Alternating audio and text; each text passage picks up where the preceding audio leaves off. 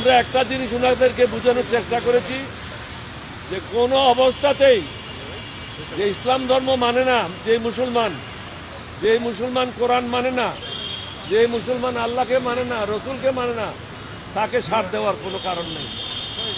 সে দুর্নীতিবাজ, সে দেশদ্রোহী, সে জনগণের শত্রু, তার বিরুদ্ধে কঠোর ব্যবস্থা গ্রহণ করতে হবে। আওয়ামী লীগের ব্যাপারে আমরা বলেছি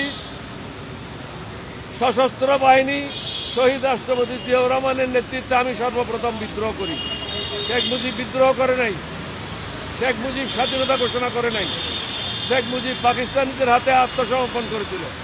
এটা আমার পিএইচডি বইতে রেকর্ডেড আছে, পাকিস্তানের মেজর সালেহ সিদ্দিকীর বইতে রেকর্ডেড আছে।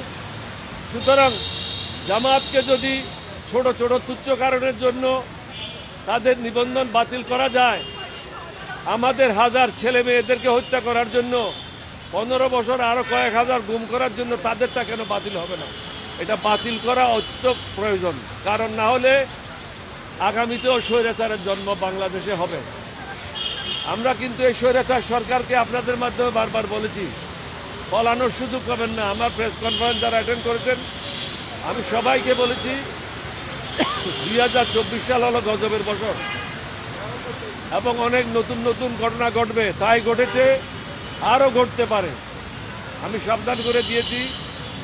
তত্ত্বাবধায়ক সরকার, অন্তর্বর্তীকালীন সরকারের প্রধানকেও বলেছি আপনি এখনো বিপদমুক্ত নন, এখনো যারা ষড়যন্ত্রকারী তারা ষড়যন্ত্র করে যাচ্ছে। যারা হাসিনার পদলেখী ছিল তার লোটা উঠাইতো, তারা এখনো চাকরিচ্যুত হয় নাই, তাদের বিরুদ্ধে দুর্নীতির অভিযোগ নিয়ে কোনো তদন্ত শুরু হয় নাই। একজন লোককে শুধু এক জায়গা থেকে অন্য জায়গায় পদ বদলি করলে সমস্যার সমাধান হবে না।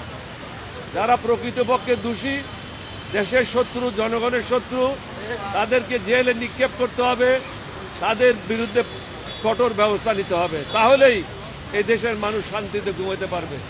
এখন শান্তিতে ঘুমাতে পারছে না। কালকেও কোনো ব্যবসায়ের গাড়িগুলি রাজনৈতিক নেতারা এক জায়গা থেকে এক জায়গায় নেওয়ার জন্য সাহায্য করেছে। শুধু আমি পত্রিকাতে বললাম, প্রেস রিলিজ দিলাম, এটা যথেষ্ট নয়। তাদেরকে ধরিয়ে দিতে হবে, পুলিশের কাছে হস্তান্তর করতে হবে। নাগরিক হিসাবে আমাদেরও কিছু দায়িত্ব রয়েছে। আমরা শুধু রাজনীতি করব, সুন্দর সুন্দর বক্তব্য রাখবো, মন্ত্রী হব, এমপি হব, এটা না। মনুষ্যত্ব আমরা হারাই ফেলেছি, মনুষ্যত্ব ফিরে নিয়ে আসতে হবে। মনুষ্যত্ব যতদিন পর্যন্ত ফিরে না আসে বাংলাদেশে কখনো শান্তি হবে না।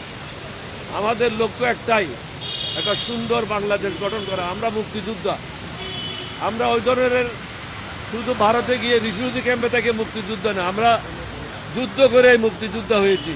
সুতরাং এই দেশের জন্য আমাদের থেকে বেশি প্রেম কারো থাকতে পারে না, এই দেশের মানুষের জন্য আমাদের থেকে বেশি প্রেম কারো থাকতে পারে না।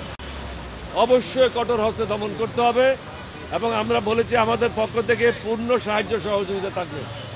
তবে এটাও বলেছি পর্যায়ক্রমে ইউনিয়ন কাউন্সিলের নির্বাচন, পৌরসভার নির্বাচন, সিটি কর্পোরেশন নির্বাচন, জাতীয় সংসদের নির্বাচন, উপজেলা নির্বাচন, এগুলির একটা সম্ভাব্য ডেট ঘোষণা করো। সম্ভাব্য ডেট ঘোষণা করলে প্রত্যেকটা রাজনৈতিক দল তার নিজ নিজ দল নিয়ে, সংগঠন নিয়ে নির্বাচনের জন্য প্রস্তুত গ্রহণ করতে পারবেন। হঠাৎ করে আপনি যদি এখান থেকে অ্যানাউন্স করেন তাহলে অসুবিধা হবে।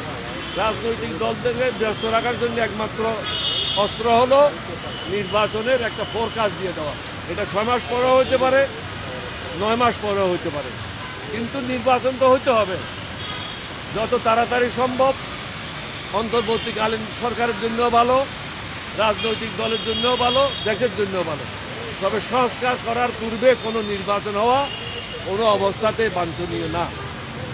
সংস্কার সম্পূর্ণ করতে হবে, দেশের মানুষের মধ্যে মনুষ্যত্ব ফিরিয়ে নিয়ে আসতে হবে এবং আমাদের ছেলে মেয়েদের ভবিষ্যৎ গড়ার জন্য শিক্ষা প্রতিষ্ঠানগুলিকে সঠিকভাবে পরিচালনার জন্য সুযোগ করতে